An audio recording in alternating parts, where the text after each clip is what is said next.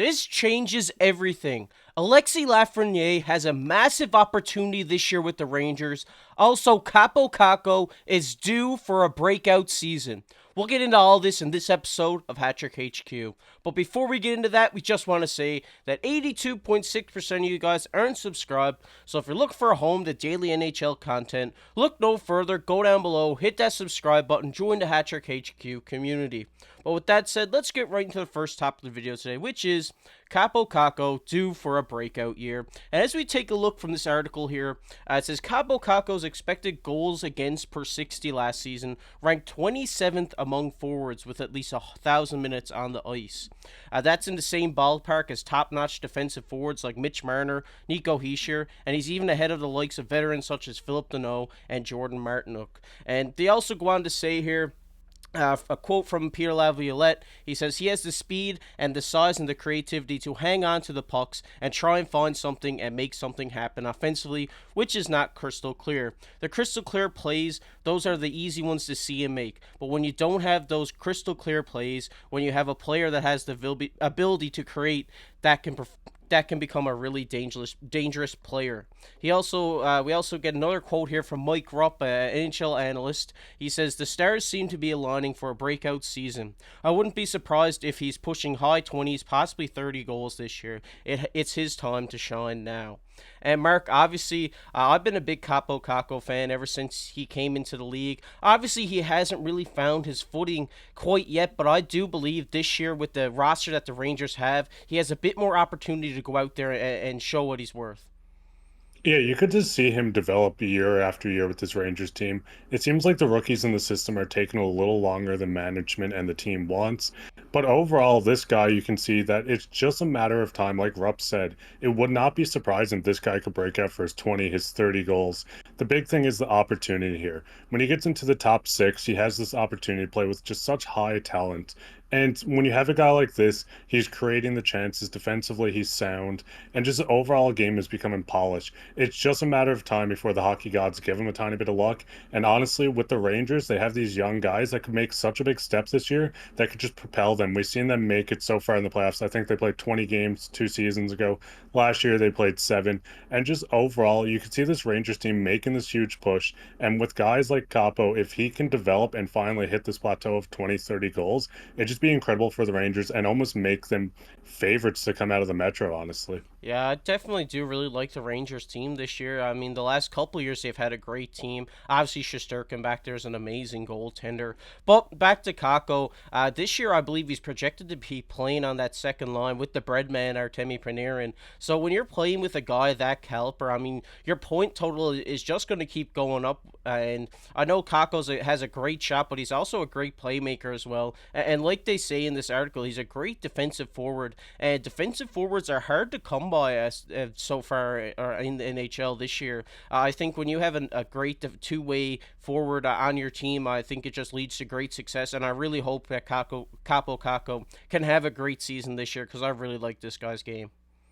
Yeah, that's the big thing too. You see these guys, you get the gems of guys that can play 5-on-5, the power play, penalty kill. If this guy can become your jack of all trades and just play all three situations where you can start him in the defensive zone, you can start him in the neutral, or you could start him in the offensive zone. If all this game comes together, it's such a massive piece for the Rangers, like I said. You can't find a lot of guys. I like to talk about the Leafs. When you look at Mitch Marner, he's the guy you can play defensively. You can play him offensively. He's the jack of all trades for the Leafs. And if Kaapo can just sniff the kind of talent that Marner has, get to this level, I think this is just a huge piece, not just for his game and his development, but just for the Rangers and making these pushes with such a big team around them. They need guys like this to step up. Yeah, definitely. And if he has that big jump this year, we could see him jump into that top line. But right now, I believe Alexis Lafreniere is projected to be on that time.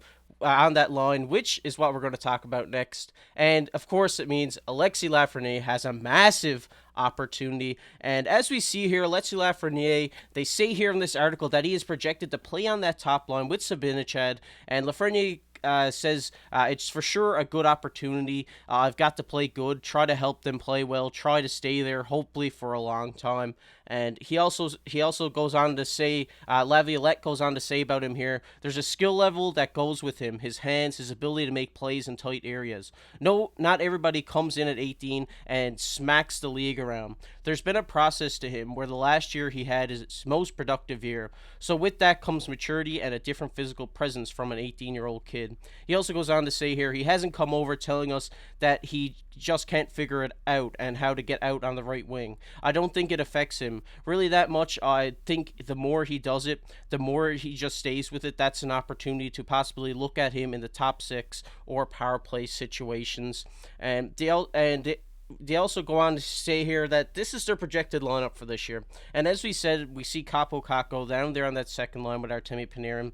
But we do see Alexis Lafreniere kind of out of position here on this right wing. He is generally playing wing for the New York Rangers in his time there, but he was playing the left, now switching to the right with the likes of Kreider and Zibanejad up there on that top line. But Mark, like we said here, this is a massive opportunity for Lafreniere. I think he's a great player. And like Laviolette says here, not everybody comes into the league at 18 and smacks him around. I know he's had some harsh critics where he was such a highly touted prospect, but this kid's still young and he still has lots of time to develop. And I think with this Rangers roster and playing up with the likes of Zibanejad and Kreider, this guy's due for a good season. Yeah, this is the big thing. I think this year is going to be a huge development for him. We've seen him slowly improve each year, where he went from 10 points to 30. And overall, I think this season is going to make him break him as a Ranger. We've seen him drafted first overall. He came out when he was in the juniors, he was dominant. He hasn't lived up to this hype yet. And with this Rangers team, you see a lot of these veterans. You have a guy like Kreider who's starting to age, Zibanejad. They acquired Blake Wheeler this year, Panarin. These guys are getting up a little bit in age, and overall, I think Lafreniere, it really comes down to this season. If he's not producing, I don't know how long he'll be on the Rangers. I'm high on this kid. I think he has a great chance to make an impact in this league. You see flashes throughout his career of just getting the tools together, and then it never really just completely gets complete. Like, he can't keep his offensive game consistent. Defensively, it's whatever you want to take that. And then physically, he's the bigger guy, and I think it's just a matter of time when he breaks out, but I'm not sure how long the Rangers are going to wait for him to break out. If he starts showing flashes, he looks like his former self, number one overall pick. You could see a trade happening. If he's producing, he's one of the top things in their line. You could also see them keeping him.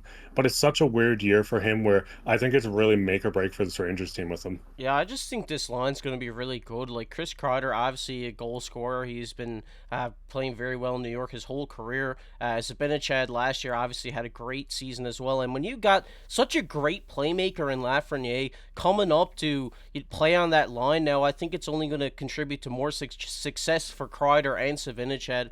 This guy can create a play out of nothing. I just was really high on this kid when he was playing in the juniors, when he was playing in the World Junior Championship. He played so well there too. I think this guy has the potential to be a great player in this league, and we really hope that he can break out this year and show his talent because he is a former number one overall pick. You got to remember that.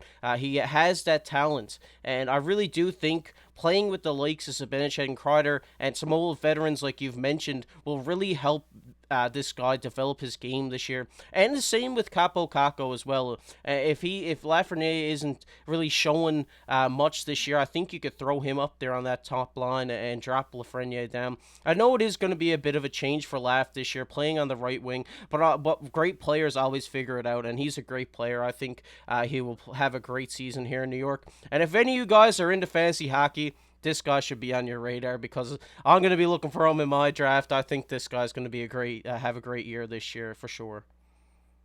Yeah, that's a big thing. With fantasy wise, I took him way too high a couple of years ago. I'm staying away from him. But I think he has all the tools to do this, especially getting this opportunity to play in the top six. We see so much offensive talent on this Rangers team.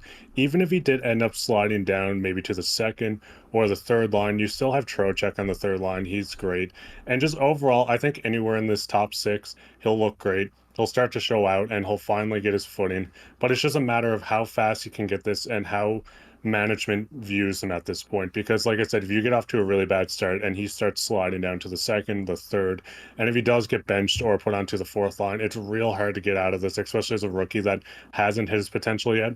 But I think he's going to have an incredible year. I think this is the year for him to break out. And the Rangers team looking so good with two guys like this, just primed for a breakout, I could see a deep run for sure. I could see the conference finals. You might even see a finals appearance. They have the defense. They have one of the best goalies in the league.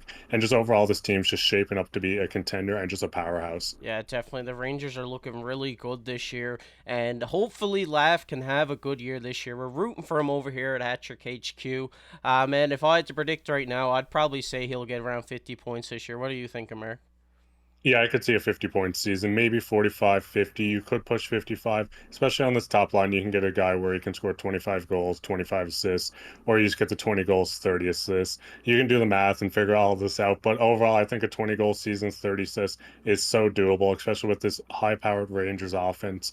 And just moving around these top two lines, I think it's just due for him to have this 50-point season. Yeah, definitely have to agree with you. But we want to hear from you guys. Let us know down in the comment section below what you think about Kappo Kakko and Alexis Lafreniere this year. Who do you think's going to play better? Who do you think's going to solidify themselves on that top line? Let us know down below. But we're going to get into everybody's favorite topic here, which is comment of the day. And the comment of the day today goes to Alistair. He says, more people are subscribed week by week. The numbers are improving. You guys are awesome. Keep up the work, folks. Shout out to you, Alistair. We really appreciate the support. I know you've been around here for a long time. We appreciate seeing you down in the comment section, displaying this positivity. We love seeing all your guys' comments. So make sure to go down below, comment down below your thoughts on all this that we talked about today. Where do you think the Rangers are going to end up this year? Because I think they're going to have a great year this year. But if you guys enjoyed this video, make sure to go down, hit that like button, hit that subscribe button. We're trying to hit 2,000 subscribers, so we'd really appreciate it if you went down and hit that subscribe button if you're not subscribed. But if you like NHL news, make sure to check out this video that's popping up on your screen right now. Make sure to subscribe to the channel. But I've been KC, alongside my co-host Mark Pye. Keep your stick on the ice.